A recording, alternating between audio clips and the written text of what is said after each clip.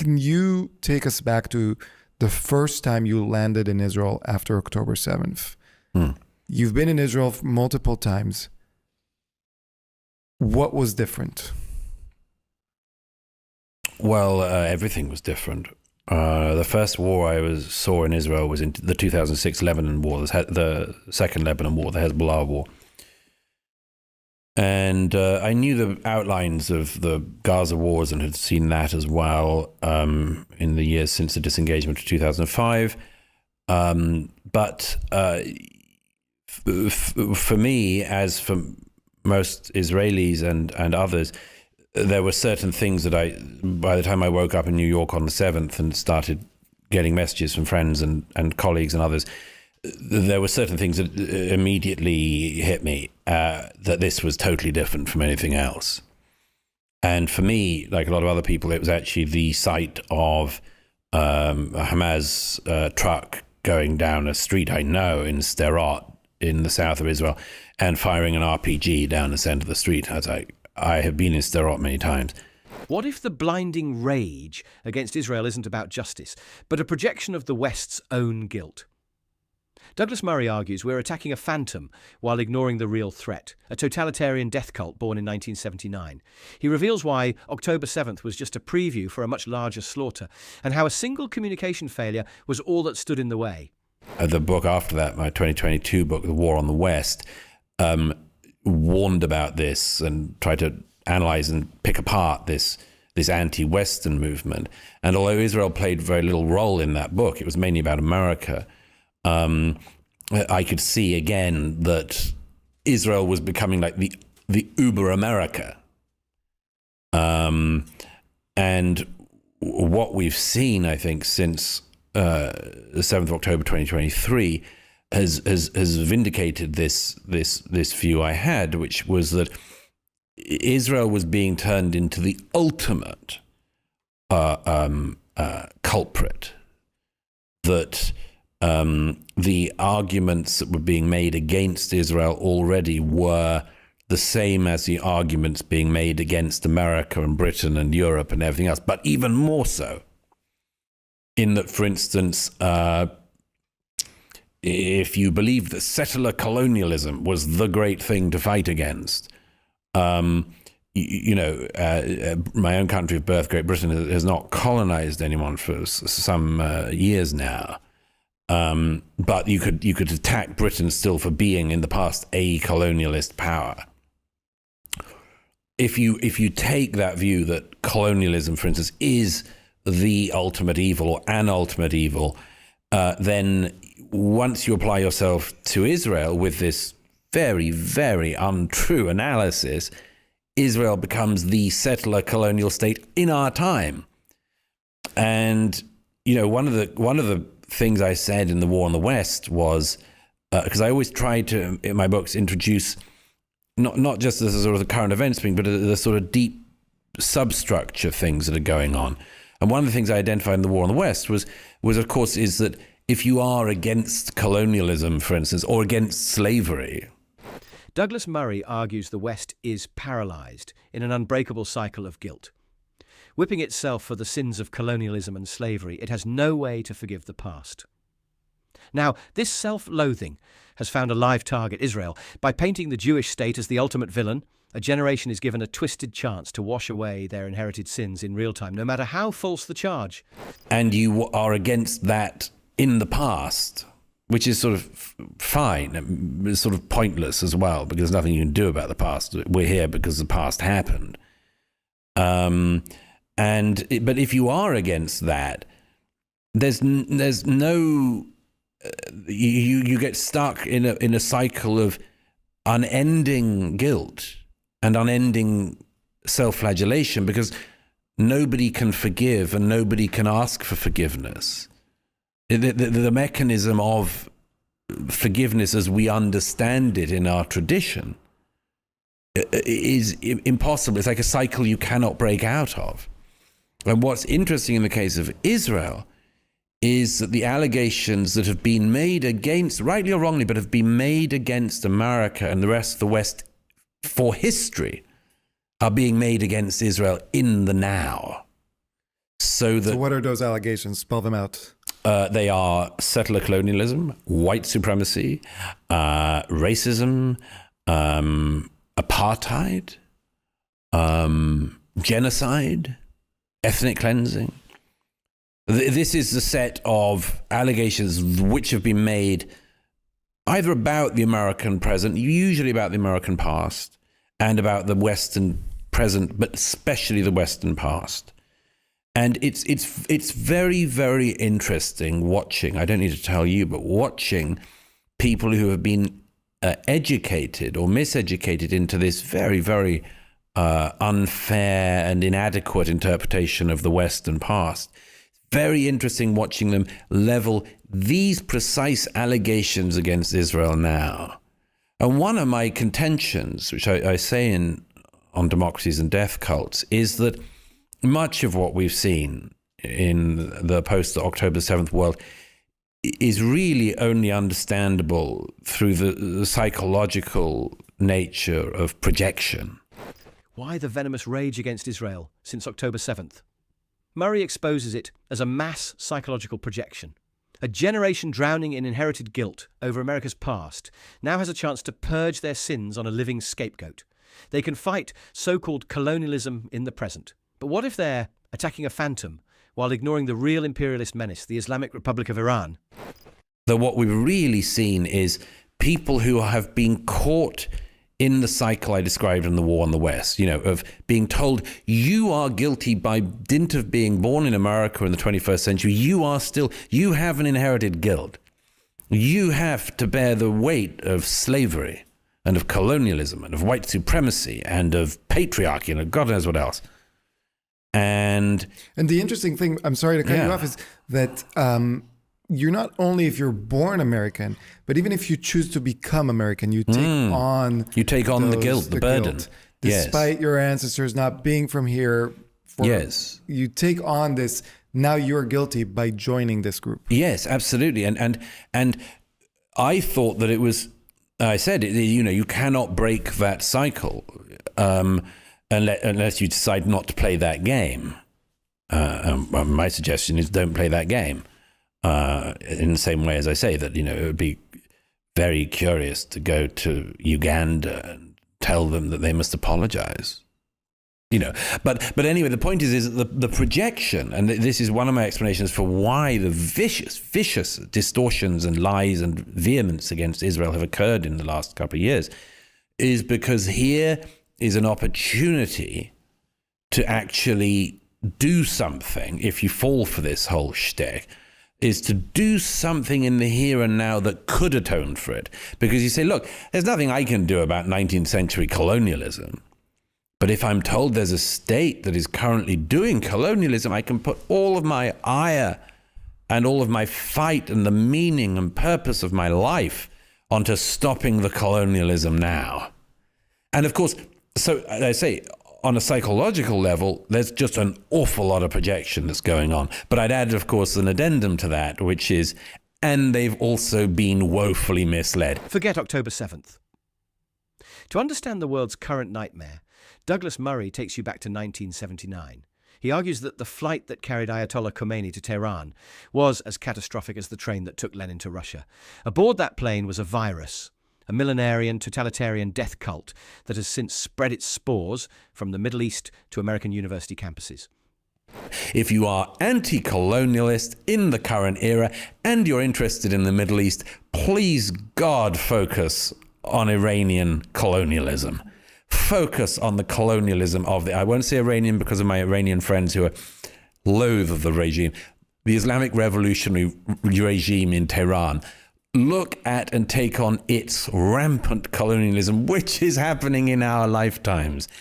Colonizing Iraq, colonizing Syria, colonizing Lebanon, colonizing Yemen, and so on. Don't give me this guff about Israel being the colonialist state. So let's talk about the IRGC, because you wrote a book that is in many ways inspired, motivated by the October 7 massacre. But the book does not start on October 7, 2023. It starts on February 1st, 1979. It does not start in in the Gaza envelope, it starts in Tehran. Yes. Why did you choose that date? What happened? One thing that was on my mind was Emma Wilson's book, To the Finland Station, which was a sort of a minor classic of the 1940s, 50s, where Wilson talks about the intellectual genesis of the Bolshevik Revolution in Russia. And of course, the Finland Station is about the train that takes Lenin back to St. Petersburg, and this is, of course, as Churchill and others observed, the bacillus, the virus of Bolshevism comes on the train with Lenin, and you might say was the most disastrous train journey of the 20th century. What fuels the Iranian regime? Murray identifies it as a fanatical, apocalyptic death cult. This isn't just politics, it's theology. Before Khomeini, Israel and Iran had ambassadors. After 1979, an end-times ideology with a specific death wish for the Jewish state took over. A generation of peace and normalization was deliberately incinerated by a regime obsessed with destruction and martyrdom. The flight of the Ayatollah Khomeini from Paris back to Tehran counts, I think, as an equally terrible journey of the 20th century. The flight that took the Ayatollah back to Tehran carries the bacillus, the virus of what we're still suffering through, not just in the Middle East, but also in the West, which is the revolutionary Islamic government's mindset, its millenarianism, its totalitarianism, its subjugation of the people of Iran, and therefore the desire for the subjugation of people across the wider region, the revolutionary nature of the regime in Tehran since 1979. And this regime is what has spread its spores across the region, and I think as far as Columbia University and academia in the West, if the plane had not taken off, we would be living in a different world. And yes, so that's one of the reasons I start from 1979. I think people can't understand what is happening in the Middle East, or indeed the wider world now, without understanding the nature of Khomeiniism and what Khomeini and his successors have attempted to bring about. So what is that nature? What is that mindset that you allude to? Well, that is being brought in, not on a train, but on a flight? One, of course, as I say, is a theological aspect of Shia Islam, which is a very, very radical, perhaps the most radical version of it. There are strains of Shia Islam, as in Sunni Islam, that do not need to lead to this, but this is the one that Khomeini brought with him. What's the first thing the Ayatollah does in the morning? In a chilling anecdote, Murray reveals the answer given to foreign journalists when the Ayatollah said that the first thing he does is to work out how he can destroy the Zionist entity. Do you take a man at his word? Or is the performance of such genocidal hatred even more terrifying? This is not policy. It's a daily vow. He had very specific views of how to govern not just Iran, but all societies, particularly starting with all Islamic societies. He made his views extremely clear. He was an end-time cultist, among other things. And he had a specific animus, of course, against the Jews and the Jewish state. As you know, but many people do not. I mean, Iran and Israel used to have ambassadors. And indeed, I think there's a gentleman who's still alive I met many years ago who was the Israeli ambassador to Tehran in the 1970s. There was a normalization, which was, of course, completely reversed after 79, because the Ayatollahs have a particular death wish against the Jewish state. Some years ago, I don't mention this in the book, but I think I've mentioned it publicly before. Some years ago, a couple of friends of mine went for breakfast with the Ayatollah Khomeini, And I don't have very many friends who've breakfasted with him, so I'm sort of was all ears when they told me about it. And there was Spanish friends, and they were on a delegation. They were phoned up, would you like to have breakfast with the Ayatollah in the morning? Yes, who wouldn't? I'd love to. But my invitation got lost in the post. But anyway, the point is that they went. They said there were many interesting things. One was that there was a sort of choir of clerics behind the Ayatollah as he sat at the breakfast table. It's always slightly unnerving, or at least interesting. But the thing that they said, which really stuck with me, this is 15, 20 years ago now, was that to break the ice, they said through the translator, what do you do first thing in the morning? Expecting the Ayatollah to say, well, they'd say, I have a cappuccino and, or tea. That was what they were actually asking. Was that October 7th wasn't the full plan. It was a mere preview. Douglas Murray lays bare the terrifying strategy devised by Iran and its proxies. A coordinated pincer attack to garrote the nation of Israel, Hamas from the south, Hezbollah from the north. What stopped the full-scale slaughter? A simple communication failure. The intent for a far greater massacre was there, waiting on a single message. The question goes through the translator, the Ayatollah replies, it comes through. The first thing I do in the morning is to work out how I can destroy the Zionist entity.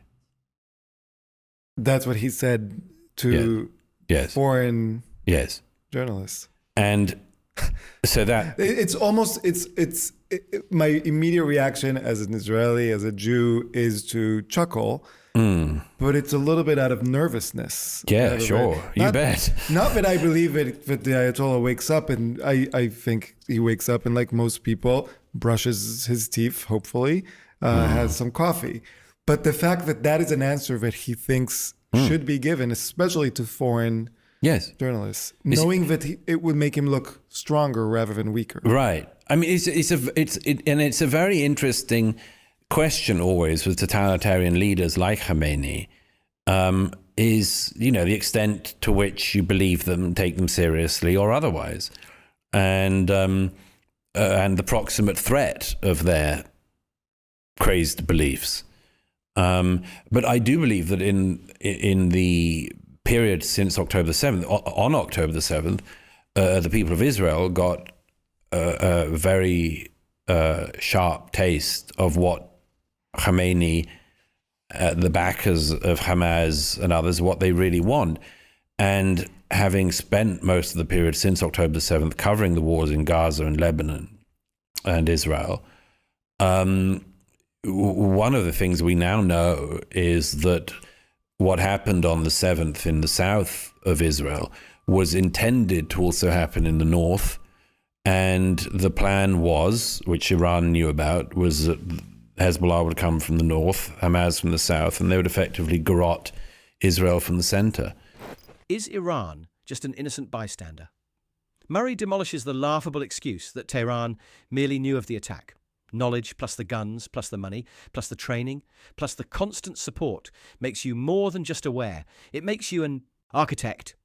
To claim otherwise isn't just naive, he argues. It's a deliberate lie to protect the puppet master of terror in the region. There's a very interesting question about why Hezbollah didn't go off at the same time, although they started launching rockets within 24 hours from the north, into the north from Lebanon. But it seems that Hamas did not want to communicate the date, although everyone knew this was the plan. Hezbollah, Hamas, Tehran, they knew this was a plan. Hamas could not find a way to communicate the exact date to Hezbollah without the fear that it would be intercepted. They had no means of communication that they trusted. And they, of course, thought that if they were intercepted, then the Israelis and Israel's allies could have stopped Hamas from the raping and torturing and killing and burning that they were so keen to do in the south of Israel on the 7th. But to play devil's advocate or Khomeini's advocate, you said that Iran knew perfectly well. Knowledge of an action does not mean that you orchestrated the action. No, but knowledge of the action plus arming of the actors plus funding of the actors and plus assistance of every possible kind to the actors does make you vaguely complicit. Right. And this is true both for Hamas in the south and Hezbollah in the north. Very much so. And the Houthis, we must say. And the from Yemen. Houthis. I mean, the Houthis have recently been discovered by dolts in the West who never meet a terrorist anti-Western group who they don't adore. Yes, the Houthis. I mean, who thought that the Houthis who can't do anything? I mean, they can't do anything. They're totally hopeless and have an impoverished country, thanks to their own actions and to the actions of some of their neighbors. Who thought they could fire extremely developed weapons straight at Tel Aviv, and indeed almost hit the American consulate in Tel Aviv? Who knew the Houthis, a failed group from an impoverished nation that can't keep the lights on, were masters of advanced missile technology? Douglas Murray finds it hilarious. How do they fire sophisticated drones at Tel Aviv? The answer is simple: they don't build them. Their sponsor in Tehran does. It's yet another tentacle of the Iranian regime's octopus of terror. With an unmanned drone. Who knew that the Houthis, who can't keep the lights on, would be so filled with the most advanced weaponry? Well, only because of Tehran.